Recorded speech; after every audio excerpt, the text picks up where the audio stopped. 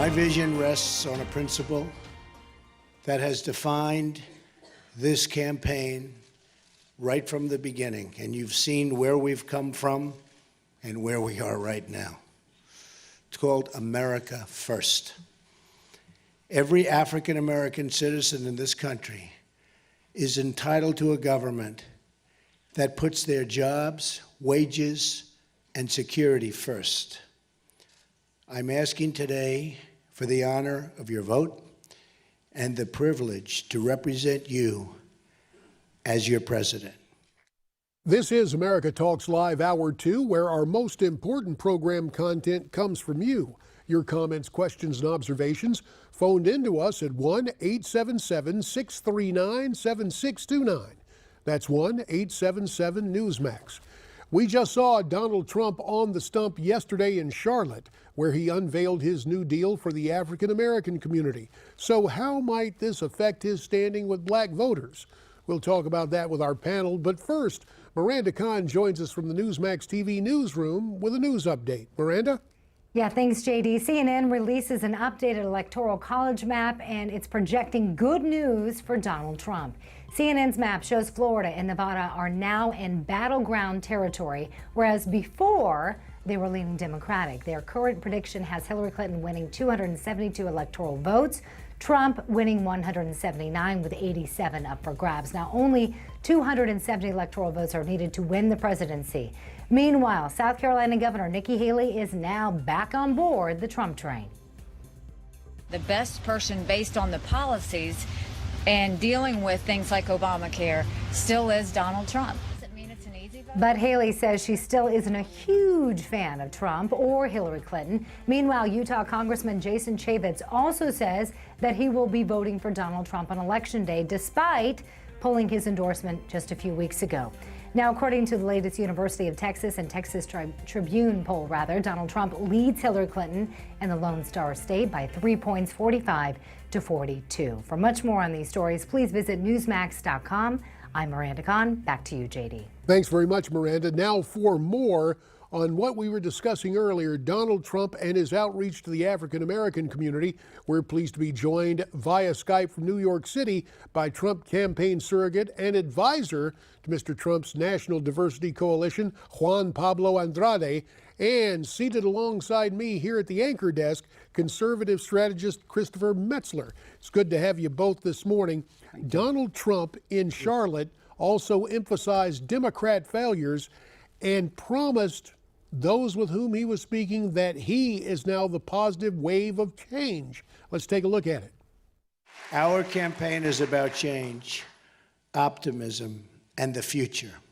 I'm asking people to break from the bitter failures of the past and to imagine the amazing possibilities for our future and our future together.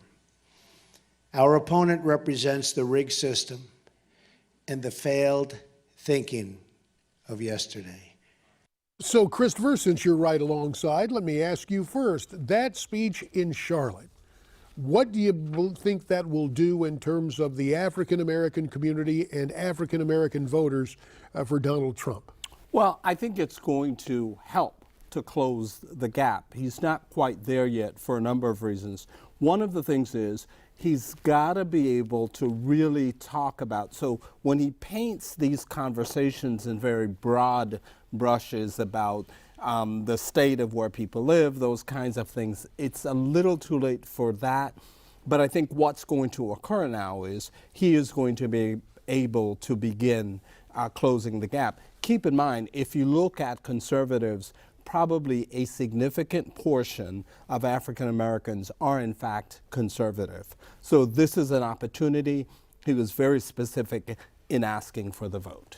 Juan Pablo, let me turn to you there as you join us via Skype from New York. You're working so hard with the Diversity Coalition.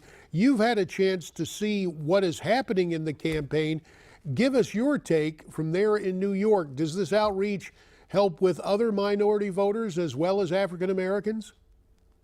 Oh yeah, absolutely. Any type of outreach would help with, not only the African American community, but Hispanic, Muslim American community, Asian American community. So all different types of work that us as a coalition and us as a campaign are doing in all different types of communities. Especially that speech is very monumental, and like he said, closing the gap and making sure that we secure the enough support in each community to get us past winning election day on the 8th, and then getting over 270 electoral votes.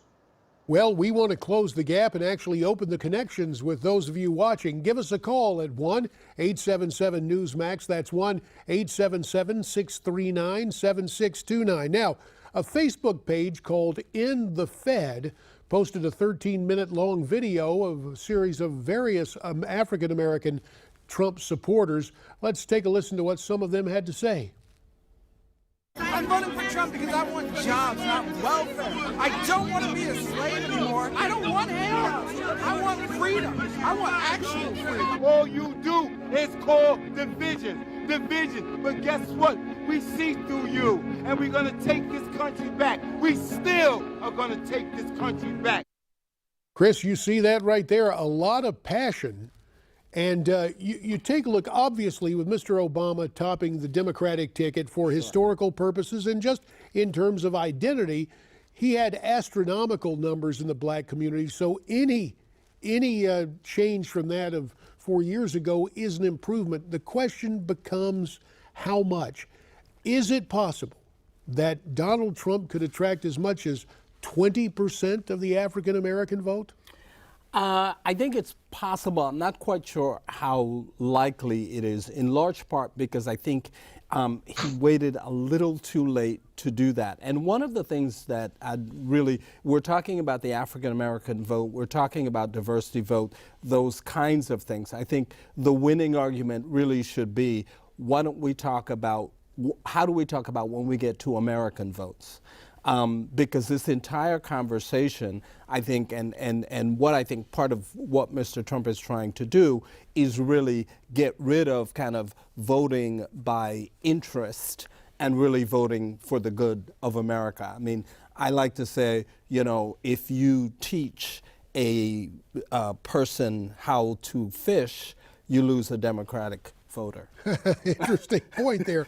Well, as I listen to you say that, Chris, and Juan, Pablo, I guess the first rap against hyphenated Americanism came from a New Yorker who was our youngest president, Theodore Roosevelt, who said there's 100% Americanism, and we can all be proud of our racial and ethnic backgrounds. But Juan, Pablo, I am interested because the dominant media culture, the alphabet networks, their cable cousins, have made it almost reflexive that if someone has a Hispanic surname, they're instantly open borders, they're instantly anti-Donald Trump.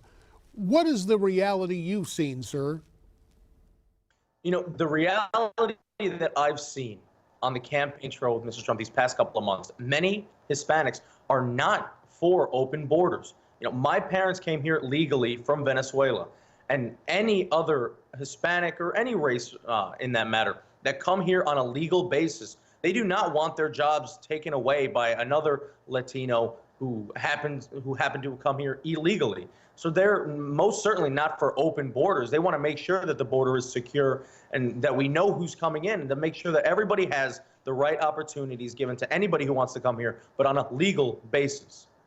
Donald Trump, as we take a look at a state with a pretty significant Hispanic population, the Silver State, the battle-born state, Nevada. And Mr. Trump and Hillary Clinton are tied there. According to the latest NBC News Wall Street Journal poll, both have 43%. And Nevada's pseudo-neighbor, New Mexico, with former Governor Gary Johnson, the Libertarian Party, now has 10%. Christopher, putting on your consulting hat, looking at politics and communication, when you listened to Donald Trump last night, it was indoors, it was less boisterous, there was a specific message. Would it be better for him down the home stretch here to give more of those policy statements in that type of environment? The rallies are great, they're exciting, but we heard, I guess with a lower volume, it seemed to be a more thoughtful Donald Trump. Yeah, but very much more thoughtful, more introspective, and I would hammer that home throughout the rest of the election. forget about all that other stuff, because at this point, in order to close the gap, what he needs to do is he needs to be focused. We cannot afford any more of these distractions. That's the issue here. So the more focused he is, it's going to be a lot easier for him if he is so much more focused. And if the candidate himself focuses on those issues, others involved in the campaign can take a big look at the map and how to get there. And Juan Pablo, we were mentioning, Miranda had it in her report, CNN updating its electoral college map with now Florida and Nevada in play. Now, of course, CNN, they lean way to the left anyway, and they still think Hillary's got enough electoral votes to win. I'm not so sure about that. The Bloomberg poll yesterday in Florida has Mr. Trump ahead by 2 points. These 29 electoral votes in Florida are huge. And again, the Latino community in a state like Florida with the Cuban immigrant community is huge. How crucial will this be down the home stretch? And will Florida be a Trump state, Juan Pablo? Got about a minute. Oh, I'm very confident that Florida will be a Trump state. Obviously, it's a very vital state in any presidential election.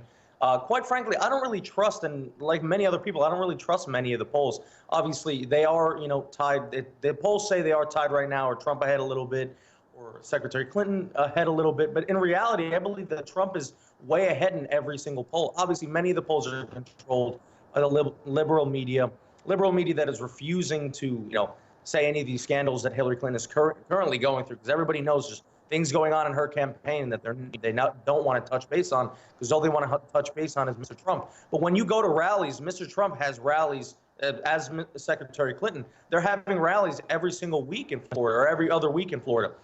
His rallies bring out hundreds and thousands of people. I believe Senator Kaine just had a rally in Miami-Dade College, and it brought about 45 people. Actually, So I think the report was 30, Juan Pablo. We appreciate it. Listen, Juan Pablo, stay right there. Christopher, stay right here. And wherever you're watching us, you stay right here as well, because when we come back, we'll have more with Juan Pablo Andrade and Christopher Metzler. Maybe get to some of those Clinton scandals Juan Pablo referenced, and headlines and punchlines coming up, plus your calls at 1-877-Newsmax, all here on America Talks Live.